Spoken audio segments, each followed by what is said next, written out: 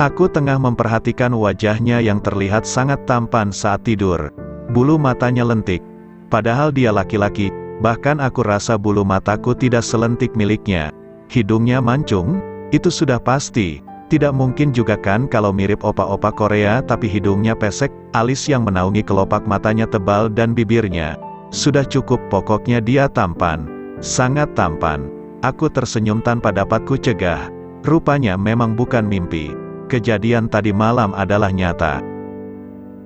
Yang menjadi pertanyaanku sekarang, di mana Maryam? Apa sekarang ia sedang di rumah orang tua Dr. Andra?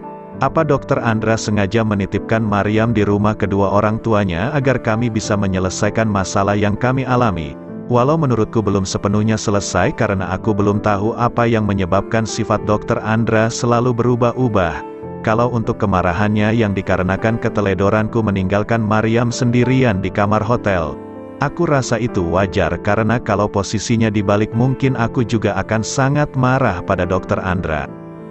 Tapi untuk masalah-masalah yang muncul sebelumnya seperti yang tidak mau atau mungkin lupa untuk melaksanakan salat dia sunnah setelah akad bersamaku dan dia yang tidak mau kucium tangannya, belum kudapatkan jawaban yang pasti kenapa dia melakukan itu semua. Meski tadi malam aku selalu menyinggung hal itu, tapi jawaban yang selalu keluar dari bibirnya hanya kata maaf. Aku pun tidak bisa terus mendesaknya untuk mau menceritakan apa yang sebenarnya terjadi hingga membuat dia bersikap demikian. Apa karena dia tidak mencintaiku? Atau jangan-jangan dia mencintai wanita lain? Ih, kok aku mikirnya gitu sih? Aku tahu kalau kamu sedang pura-pura tidur. Tuh kan, ketahuan. Meskipun malu, akhirnya aku membuka mata. Pemandangan pertama yang menyapa mataku adalah senyuman Dr. Andra yang terlihat sangat manis. Ingin rasanya aku membalas senyumannya tapi aku tidak bisa melakukannya karena gugup. Hingga yang bisa aku lakukan sekarang hanya diam sambil menatap langsung ke matanya dan dia pun melakukan hal yang sama, balas menatap mataku. Benar-benar contoh pengantin baru yang kurang kerjaan. Keheningan yang membuatku merasa panas dingin harus segera diakhiri. Mas, akhirnya mau tidak mau akulah yang harus memecahkan keheningan yang tercipta. Maryam di mana? Kenapa tidak pulang bersamamu? Jalan-jalan bersama kakek dan neneknya. Jalan-jalan kemana? Singapura? Keningku mengernyit sempurna. Maryam ke Singapura? Sama Bunda Lucy dan Ayah Aga? Bukannya kamu sama Maryam mau ziarah ke makam kedua orang tuanya, Maryam?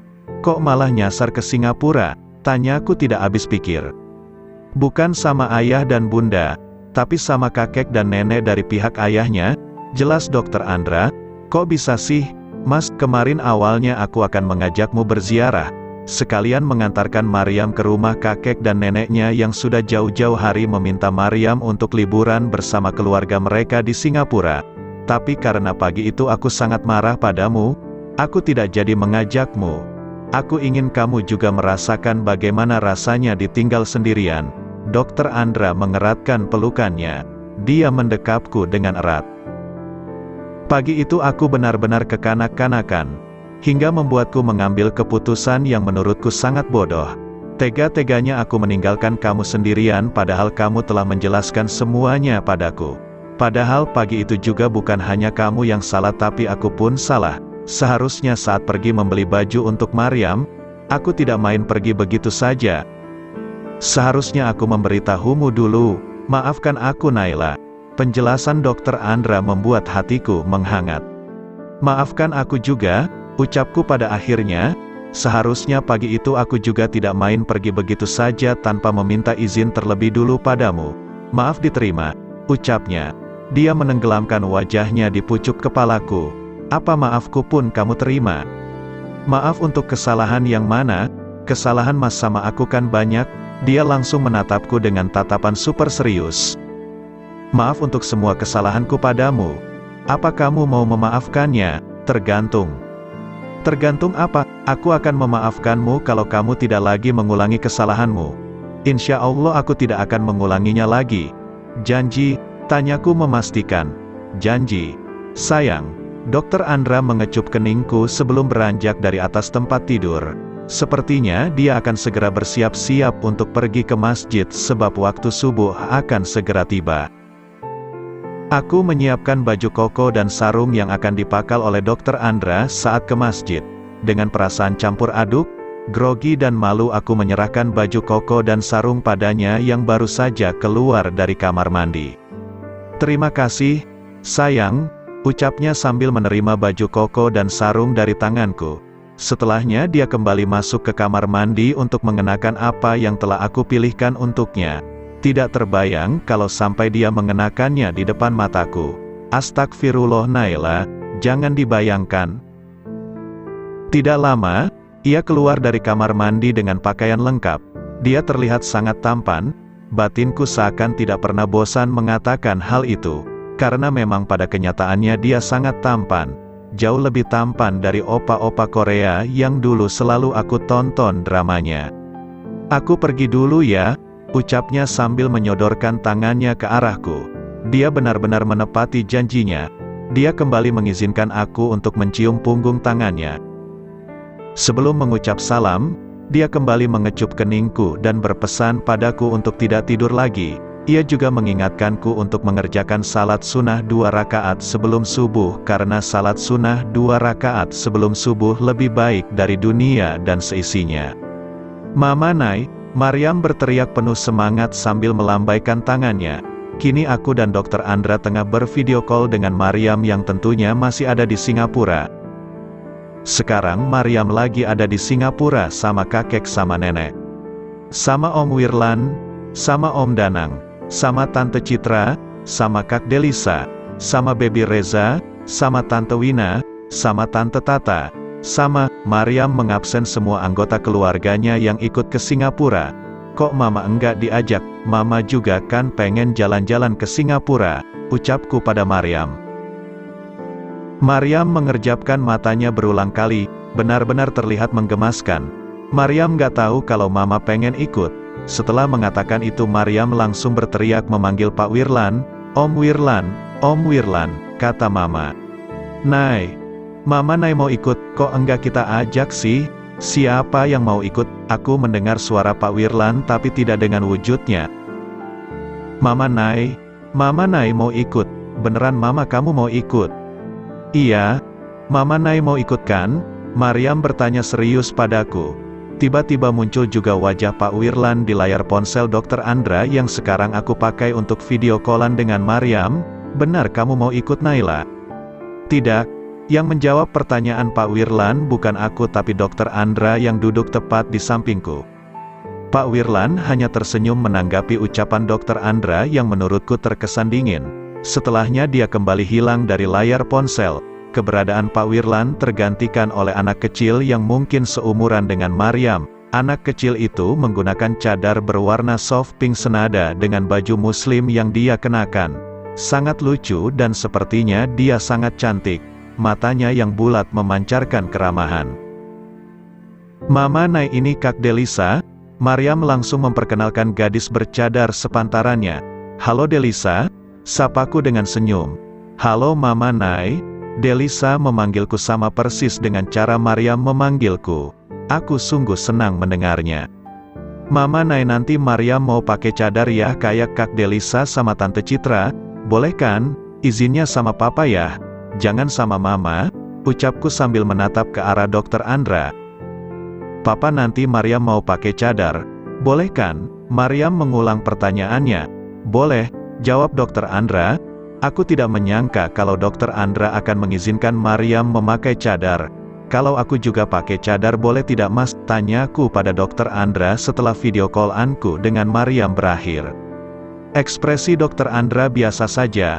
Aku kira dia akan langsung kaget saat mendengar keinginanku tapi ternyata tidak. Apa yang ada di dalam kepalanya sangat sulit untuk kutebak. "Kalau memang niat kamu bercadar karena Allah, tentu aku mengizinkannya." "Beneran?" Dr. Andra mengangguk. "Apakah di rumah sakit ada dokter yang bercadar?" tanyaku ingin tahu. Di rumah sakit tempatku bekerja belum ada. Tapi setahuku di luar sana sudah banyak dokter yang bercadar. Contohnya Dr. Citra, ibunya Delisa yang tadi menyapamu. Setahuku Delisa sudah bercadar dari umur 5 tahun, sekarang umurnya sudah 6 tahun. Dia sendiri yang minta, kata dokter Danang. Iya, Delisa sendiri yang menginginkannya karena selalu melihat ibunya menggunakan cadar. Apa dia tidak dikucilkan oleh teman-teman bermain atau teman sekolahnya? Itu juga yang pernah aku tanyakan pada dokter Danang dan jawabannya benar. Dikucilkan. Sepertinya sudah menjadi hukum alam, apapun yang terlihat berbeda dari orang kebanyakan akan dianggap aneh. Delisa selalu dipanggil dengan sebutan ninja oleh teman-teman sekolahnya. Namun itu tidak membuat dia mau membuka cadarnya walaupun ayah dan ibunya mengatakan kalau dia boleh melepas cadarnya. Aku berdecak takjub dalam hati. Anak yang luar biasa. Hebat ya, masih kecil tapi sudah istiqomah. Keistiqomahan tidak memandang umur. Namun keistiqomahan dapat terjaga dari niat yang murni dan tekad yang kuat.